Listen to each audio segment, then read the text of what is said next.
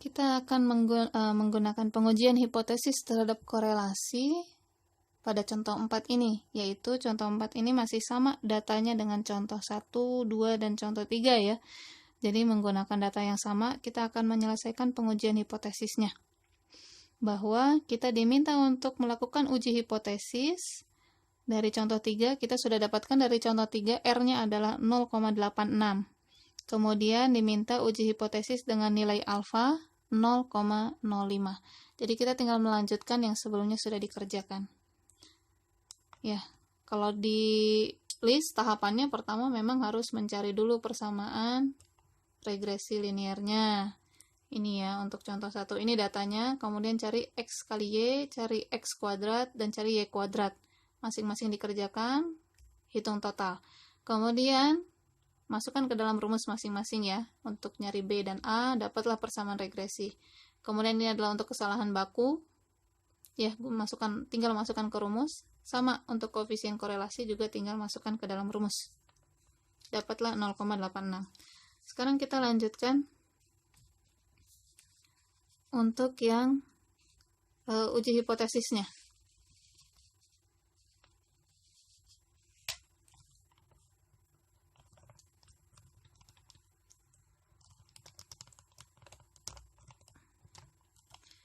Baik, yang untuk uji hipotesis berarti kita akan menggunakan ini ya, contoh 4 adalah menguji hipotesis koefisien korelasi.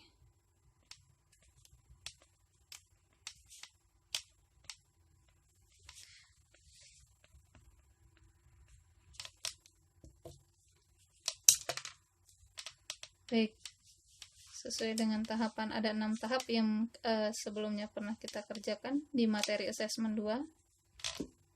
Tahap pertama itu adalah menghitung, menuliskan H0 dan H1 dulu.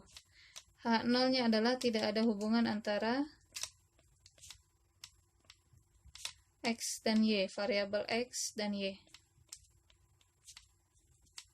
Boleh ditulis seperti ini, X dan Y, boleh juga ditulis sesuai dengan soalnya, yaitu X-nya adalah biaya promosi, Y-nya adalah volume penjualan. Kemudian H1-nya adalah yang kita harapkan, yaitu ada hubungan antara variabel X dan Y.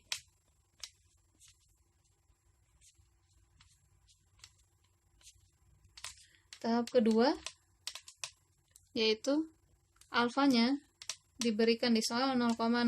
Karena ini dua arah, maka kita menghitung alfa per 2-nya adalah 0,025.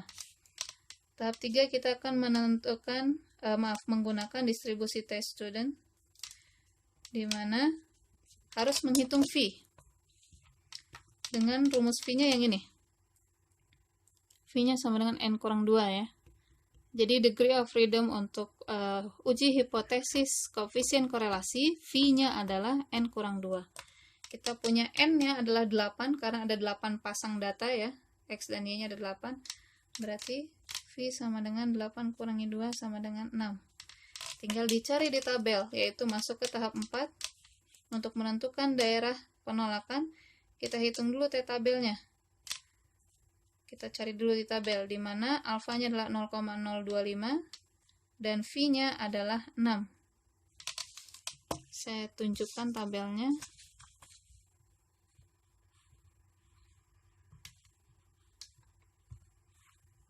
Ini ya, mengingatkan kembali cara baca tabel T. Kurang jelas ya, nanti bisa dilihat sendiri ya di file masing-masing tabel T. Jadi yang ini adalah T 0,025. 0,025, kemudian phi-nya 6. Nah ini berarti kita akan punya T-tabelnya 2,447. Oke, balik lagi. Kita selesaikan yang tadi. Yaitu bahwa T-tabelnya adalah 2,447. Jadi bisa dikatakan bahwa daerah penolakannya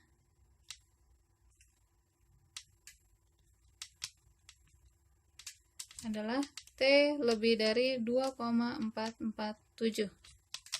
Seperti itu. Untuk tahapan kelima, Saya lanjutkan ke sini.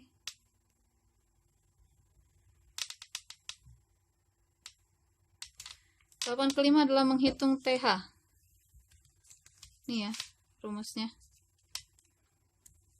Jadi kita tinggal masukkan rumusnya bahwa TH sama dengan R-nya, kita punya R-nya adalah 0,86 yang sudah kita cari sebelumnya di contoh soal sebelumnya. 0,86 dikali akar N-nya kita punya 8 dikurangi 2 dibagi akar 1 dikurangi R dikuadratkan, maaf, R-nya langsung kita isi 0,86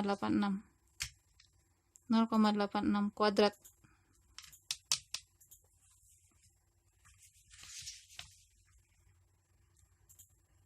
Ini hasilnya adalah 4,128. Ya, jangan lupa yang ini 0,86-nya jangan lupa kuadratkan dulu ya, baru 1 dikurangi hasil kuadratnya. Kemudian baru diakarkan. Setelah itu, kita bandingkan poin 5 dan 4, bahwa hasil 4,128 ini ternyata masuk ke daerah penolakan karena dia benar bahwa lebih dari 2,447. T di sini maksudnya adalah TH ya, T hitung. Jadi karena dia masuk daerah penolakan, maka bisa kita ambil keputusan bahwa H0 ditolak. Sehingga karena H0 ditolak, berarti kita tinggal tuliskan yang H1-nya. Bahwa sehingga ada hubungan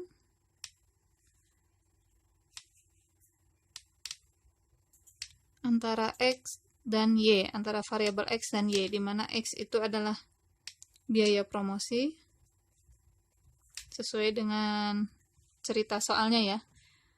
Ada hubungan antara biaya promosi dan volume penjualan. Ya, selesai sampai sini.